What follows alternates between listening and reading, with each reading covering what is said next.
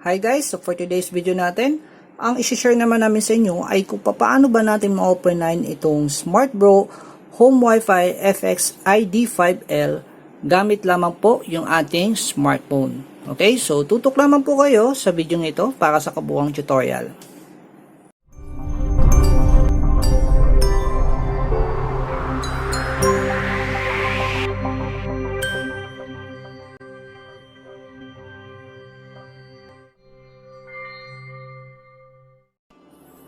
Okay guys, so please take note lang po na itong open line tutorial natin ay para lamang po sa SmartBro Home Wi-Fi FX ID5L version. Okay, so ito po yung may L sa dulo kasi dalawa po yung lumabas nito na version. So yung unang version po ay yung po yung PLDT FX ID5.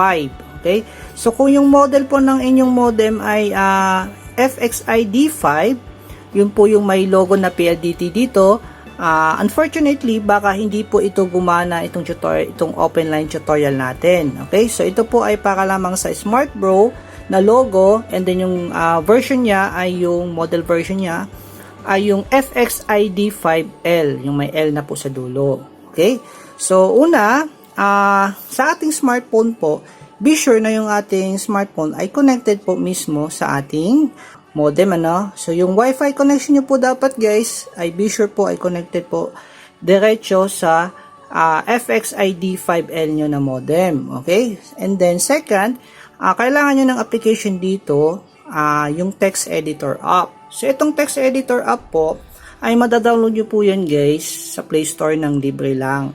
Okay? So kailangan natin siya para ma-open natin yung note file na pre-provide namin. Tapos yung note file naman ay madadownload nyo po yan sa description lamang po ng video ito. So pakicheck na lang guys yung download link para ma-download nyo po siya. Okay? So after nyo ma-download, so meron na kayo yung dalawa, yung text editor tsaka yung note file. I-open lang natin guys yung text editor. Check natin, pakita ko lang muna sa inyo kung ano yung nasa loob ng text editor. So i-open lang natin siya guys. So hanapin nyo lang kung saan nyo sinave. So sa amin nasa download, So ito po yun. Okay, so ito po yung naman yan. Okay, so i-open lang natin yung browser, sabi dito sa step 1. So mag-login lang tayo sa ating IP address sa dashboard na 192.168.1.1. Okay, and then syempre gawin natin, i-open muna natin siya, So be sure nakakonect na kayo guys sa Wi-Fi, Wi-Fi connection ng inyong FXID5L. So open lang kayo ng browser nyo. And then, i-type nyo lang dito sa may URL yung IP address po guys. IP address ng ating dashboard. Okay? So, 192.168.1.1. So, ayan po, Yan. Okay. So, mag-open po siya. So, sa amin kasi, naka-desktop site na po yan. So, pagka hindi naka-desktop site, pwede nyo naman gawin yan. Punta lang kayo sa may 3 dot upper right side. And then, check nyo lang po itong desktop site. Okay, so para maging ganyan siya, Okay. So dito po guys sa username at password, yung lalagay nyo dito ay yung login details nyo. So kung hindi nyo pa po nabago yan, usually ang username niyan ay SmartBro, and then yung password niya ay SmartBro din po. So makikita nyo naman po yan sa mismong ilalim lang ng inyong modem, yung login details niya, So kung hindi nyo alam, silipin nyo lang po yan dyan sa ilalim niya. At makikita nyo na po agad yung login details. Okay? So, after nyan, login lang. Okay, so ayan. Once na nakapasok na kayo guys sa yung dashboard, ang next na gagawin nyo ay pumunta muna kayo sa advanced settings. Okay, so dito po, Ayan, advanced settings. And then, after nyan, punta kayo next dito sa may left side, hanapin yung device info. Okay, so ayan po, So dito guys, paki-double check na dapat yung router version natin ay kagaya po ng nasa amin. Okay, so ito po yung version namin, Evolution FXID5L 1.0.4. Okay, ulitin ko lang guys. Dapat nasa 1.0.4 po kayo na version para mapagana nyo po itong open line tutorial natin. Okay, so LTE version natin ay nasa 1.0.2. Okay, so dapat ganyan guys yung version natin. Okay, and then after po nyan, ang sabi dito po, balik tayo sa ating notepad, ano, sa note file. So, sa step 2 natin, sa may URL daw, baguhin lang natin yung dulo, yung login.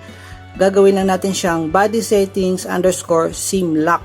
Okay, so kung mapapansin nyo, yan yung babaguhin natin sa URL. So, balik tayo sa ating Chrome browser. So, dito sa may URL, itap nyo lang po ito. And then, tap nyo po yung pen icon para ma-edit natin, no, yung URL. So, dito kasi nakalagay sa dulo ay home.html. So, gawin nyo, bukayin nyo po yung home. Diyan lang po sa may home. Tapos, palitan nyo po ng body setting. _ simlock. Tapos, go. Okay, so next na lalabas po dyan ay ito na po. Yan. So, makikita nyo, may nakalagay dyan, LTE simlock. Simlock enable. So, naka-disable siya, no? Hayaan nyo lang po yan. Wala na kayong gagawin dyan. So, dito po sa may simlock code, ang gagawin nyo ay ikakopy nyo lang yung simlock code na nandito po sa ating note file. So, ito po yun, ano? Simlock code. So, credit po pala kay Sir Jerome Laliyag sa pag-share niya po sa atin, guys, nitong open line code, ano, para sa FXID5L. Okay, so, i-highlight nyo lang, guys. Yan lahat. I-copy nyo lang po yan. Tapos balik po kayo dito sa may simlock code. Press and hold nyo lang po para lumabas yung paste option. Then paste. After nyo ma-paste, itap nyo na lang po yung apply. Okay. So, antayin na lang natin siya, guys. Once na natap nyo na yung apply.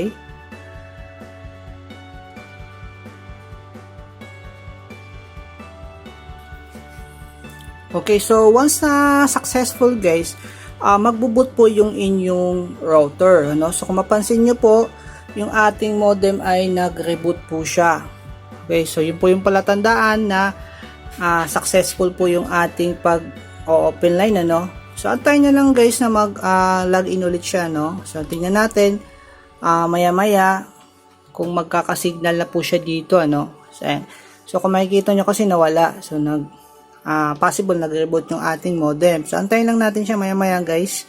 And then, refresh tayo sa ating dashboard. Okay, so ayan na, guys. Kung makikita natin yung ating modem, makikita nyo po, okay na, no? Nag-reboot na po siya. So, naka-blue light na po ulit siya. So, ngayon, i-refresh natin, guys, or i-type ulit natin yung IP address ng ating modem. Okay, so yan. IP address. Tapos login ulit tayo, guys. Tingnan lang natin, ano.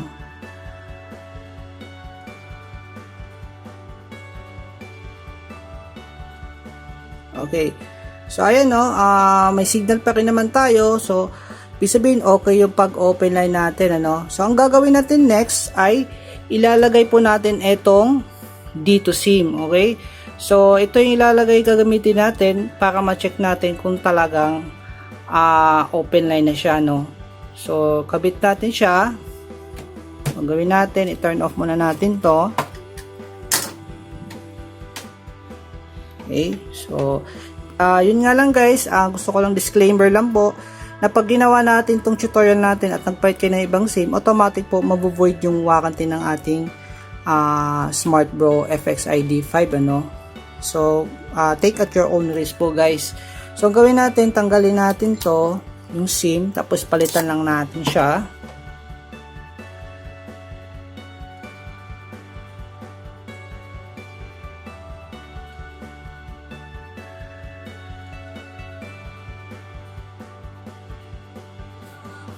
So, antayin lang natin, guys, ulit na matapos yung kanyang initialize, no?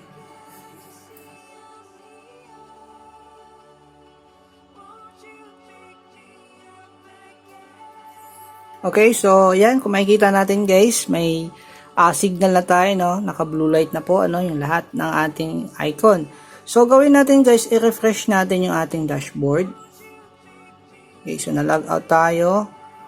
So, gawin natin, double check natin kung nakakonect ba tayo sa ating modem ulit. So, kagaya niya, nag-auto-connect po yung aming wifi sa ibang wifi connection namin, ano? So, i-connect ulit natin siya, guys, sa mismong ating FXID5 modem. Okay, so FXID5L modem, ano. So, antayin lang natin. Yan, connected na.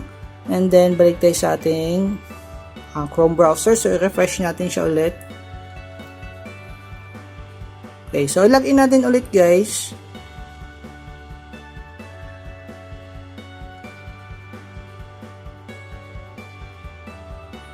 Yan, okay? So, ayan guys. Kung makikita po natin guys, dito sa may itaas, na-detect na po siya. Yan, ano? Malinaw po, ano? Nakalagay na po dyan sa ibabaw, D2. So, ibig sabihin, na-open line na po natin yung ating SmartBro Home Wi-Fi FXID5L. Okay? So, yan guys, successful po, na-open line natin siya. And then, punta tayo sa advanced settings. So, tignan natin, ano, ayan. May connection po tayo. May IP address. Kung makikita nyo dito, yung connection status natin connected po. Tapos, connection mode, 4G LTE. Okay? So, ayan lang guys, yung pinaka-tutorial natin kung paano po natin ma-open line. Itong SmartBro Home Wi-Fi FXID5L modem. Okay? So, sana po nakatulong yung video namin. And leave a like and subscribe po sa aming YouTube channel para sa mas marami pa pong video tutorials. Thank you po for watching.